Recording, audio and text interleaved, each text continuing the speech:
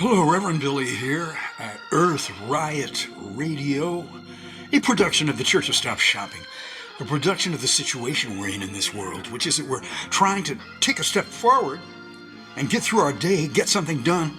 Maybe we've got an errand, maybe we're in love with somebody, want to get there.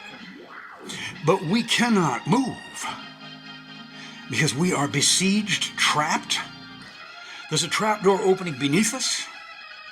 There's a bomb coming down on our heads.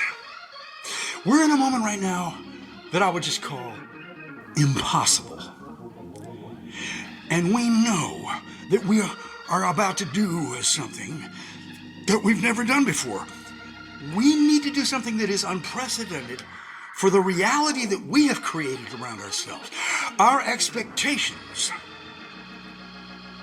that's old, ineffective. They are in the siege with us. If we get away from this siege ever, our assumptions about what life is are going to be left behind. It's reinvention time. No, let's call it what it is. Let's call it what it really is. It's revolution time. It's revolution time. The earth, the buildings, the money, the investor class giving all their money to this con man who says, come this way, I'll take you to Mars. It's ridiculous, but it's dangerous. It's funny, but it's murderous. This time we're in, we can't really name it. We can't describe it. It's so unprecedented coming down on us. What are we going to do? We have to do something even more unprecedented against it. The key is taking on the billionaires, taking on the murderers, taking on this environment we're supposed to be living in. The key is that there's a revolution 9 million times more strong than these small-time gangsters that are in control right now, and that is the earth, people. That's the earth. The earth, the Sixth Extinction, the disappearance of species, the burning Amazon, the bleaching corals, the rising up of the earth, saying, no, no, no, no.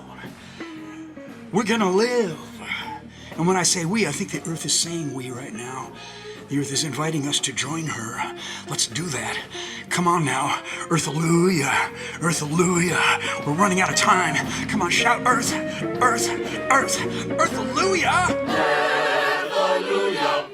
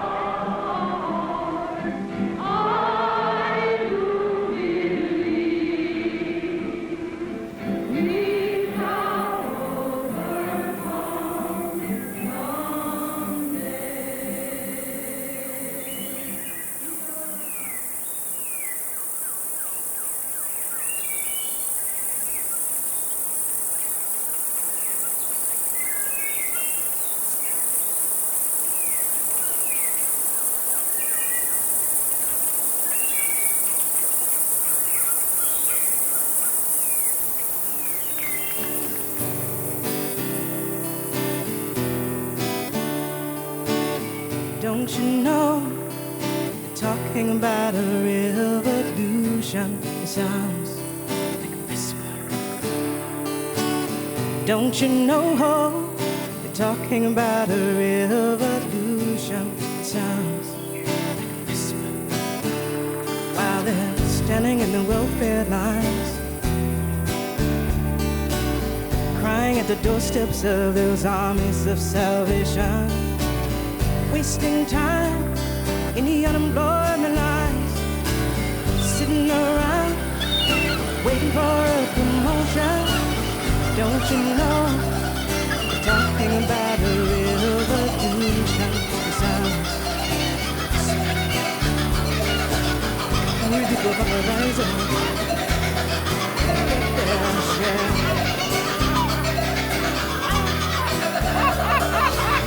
Musical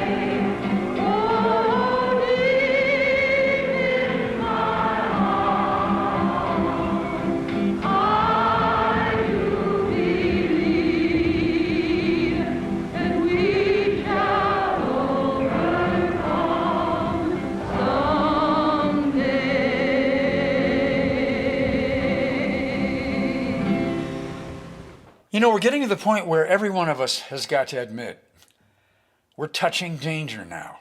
All of us, all the time. There's no neutral. There's no comfortable place to put our bodies, to place our fingers.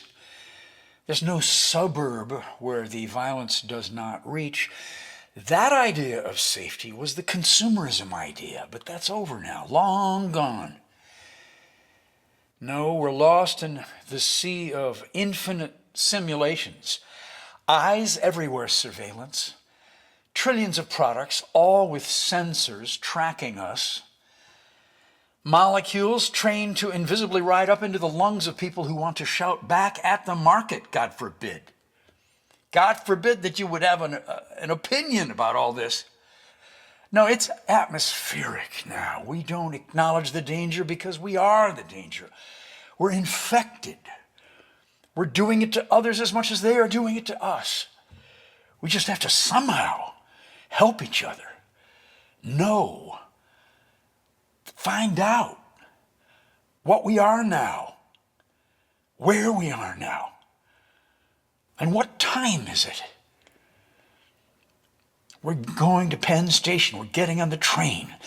We're going to Newark. We're taking the 25 bus to Delaney Hall, one of the concentration camps of ICE, where people have been torn out of their families are sitting behind barbed wire. We're going there to sing as loud as we can through the cyclone fence, as loud as we can. Do they hear us? Can they hear our freedom songs way in the distance? Can they sense the natural world? Do they know you are not alone? Hallelujah.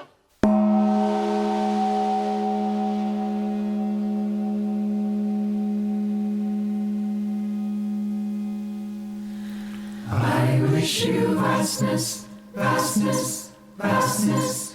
I wish you unknownness, knownness, knownness.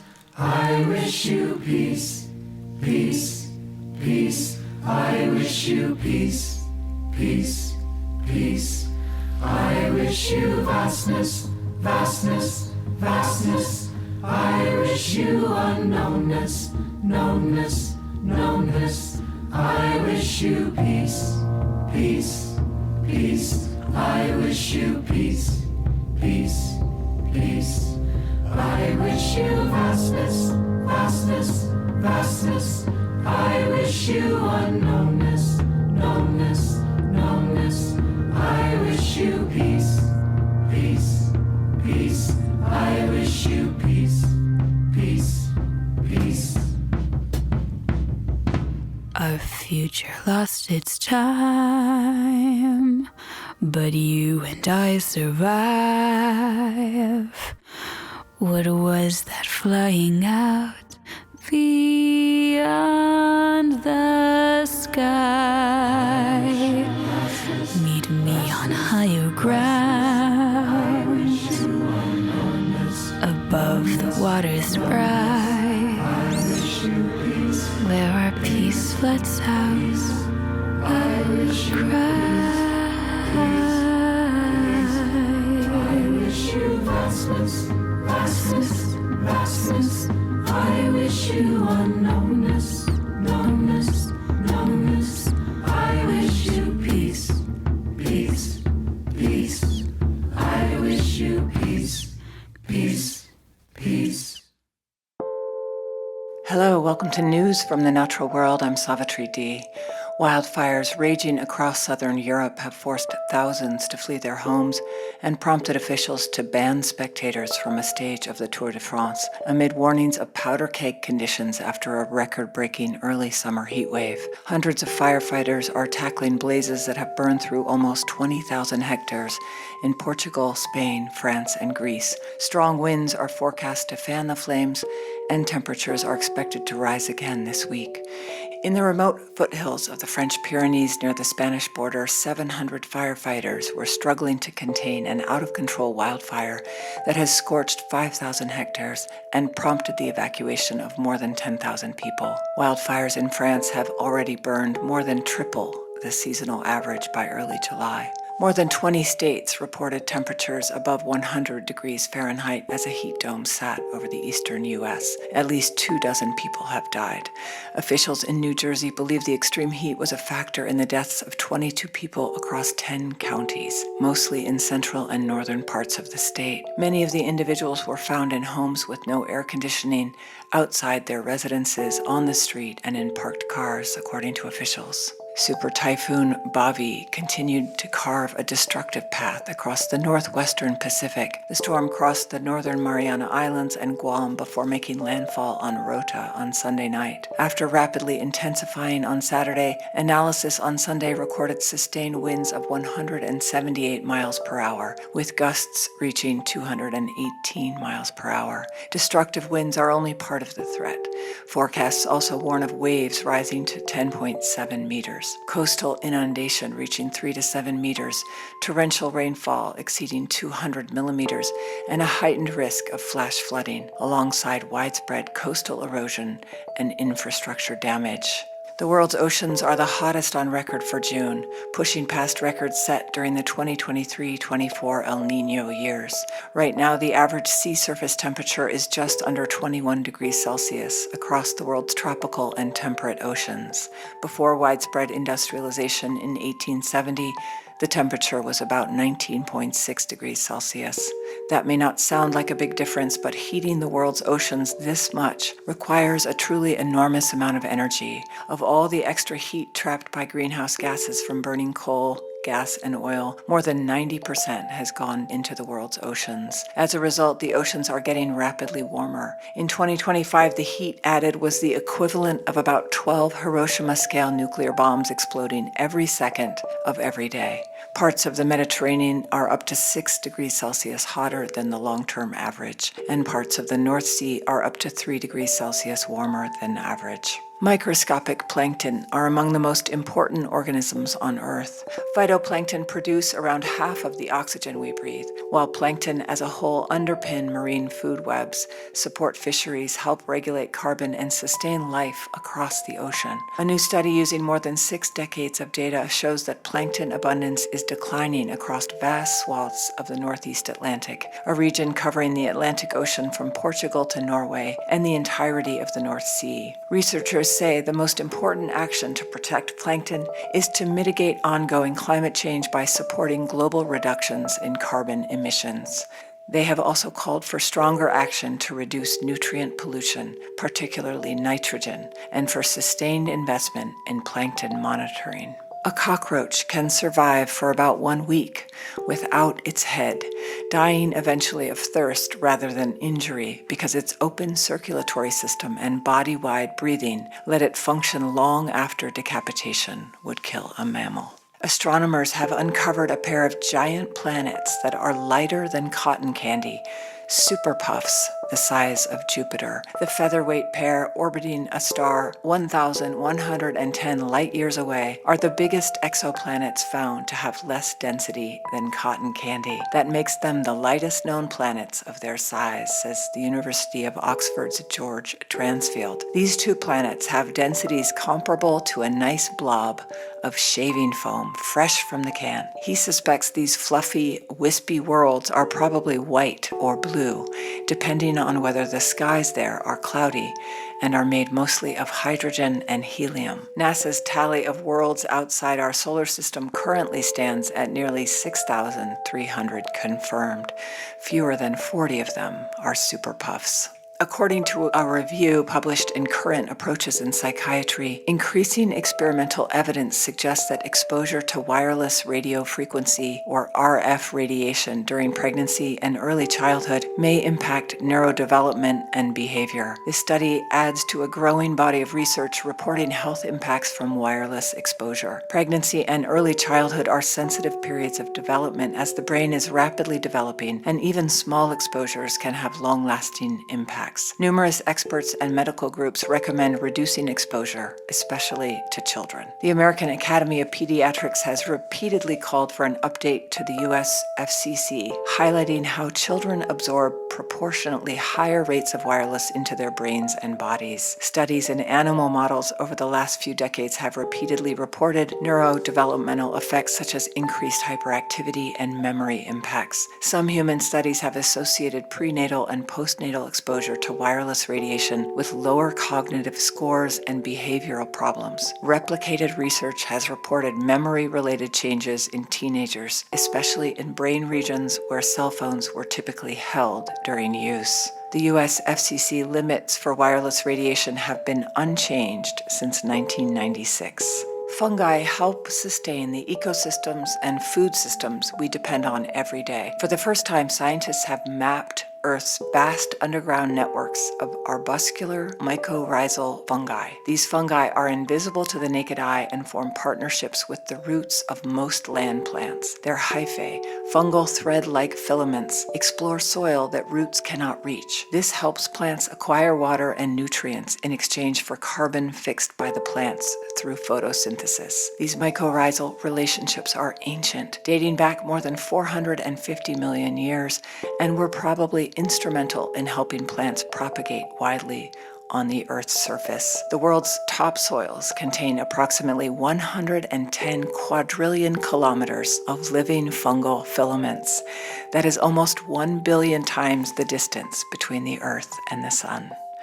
Grasslands are among the most important hotspots for underground fungal life. Prairies, steppes, savannas, and wetlands collectively contain around 40% of the world's arbuscular mycorrhizal fungi. Some of the densest concentrations have been found in places such as the Sud wetlands of South Sudan, the Florida Everglades, and the Tibetan Plateau. Intensively managed croplands contain only half the fungal density found in comparable natural ecosystems. Practices such as intensive tillage, excessive fertilizer use, and fungicide application can disrupt or suppress these fungal networks. Modern agricultural intensification appear to simplify and diminish the fungal communities that help keep soils fertile, crops productive, and ecosystems resilient. A dung beetle around 10 millimeters long, a species called Onthophagus taurus, has been measured pulling 1,141 times its own body weight.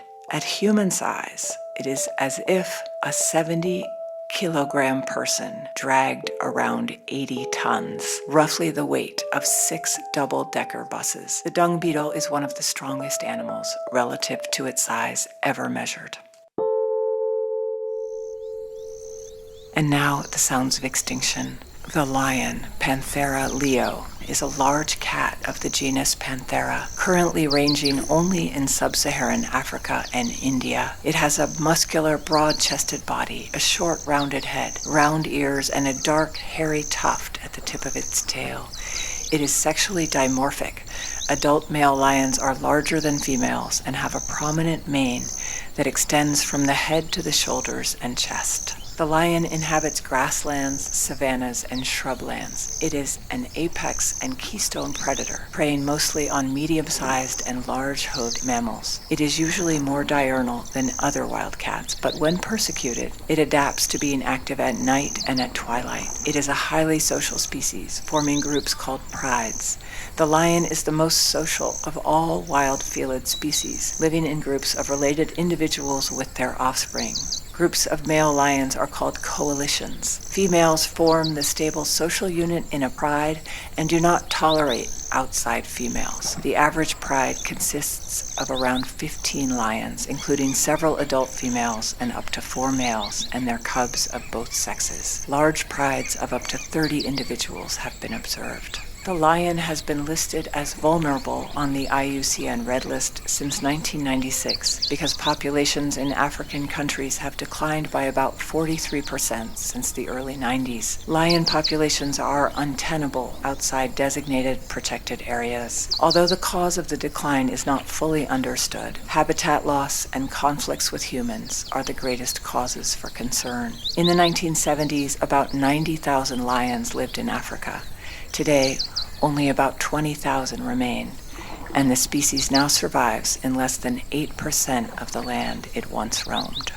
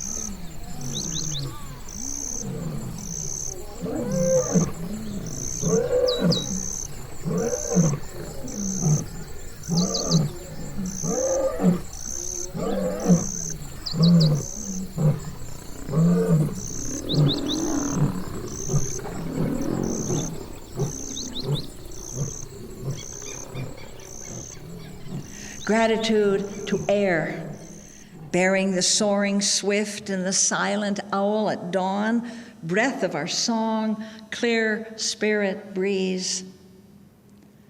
In our minds, so be it. Now, there are times when I feel that the situation I'm in and the destruction coming down on us and the meanness in high places and the suffering of the children and the factory farms and the whole thing, that it's too hard to come to gratitude. And so that's why this poem is helpful. It's from Rilke, his Book of Hours. He wrote it 100 years ago. He was 23. Dear darkening ground, you've endured so patiently the walls we've built. Please grant the cities one more hour. And give the churches and cloisters too, and those that labor, let their toil still grip them for another 5 hours or 7, before you become widening wilderness and water and forest in that inconceivable hour when you take back your name from all things. Just give me a little more time. I just need a little more time, because I am going to love the things as no one has thought to love them. I am going to love the things until they are real and ripe and worthy of you. Isn't that amazing? See, he says, just give me a little more time. He doesn't say, because, I've got a grant coming, or I've got this great new job, or I've just been elected secretary of our... Not because of anything stupendous that he's going to do or any bright idea he has, but because he knows that that's what we're here for. And there's nobody except us or you or you or you have particular ways of loving particular things better than anybody else. And that's what we are to do in this time. Above all that, don't be afraid of the dark. Yeah, well, that's a good thing because we're in it. And it's going to endure for a while, and we're not going to see very clearly the path ahead, and that's okay. Got to remember, good things can happen in the dark. Things germinate in the dark and gestate. And the dark night of the soul is the most critical part of any spiritual journey. You know that. Or you can learn it. Hallelujah! Woo! You feel liberated?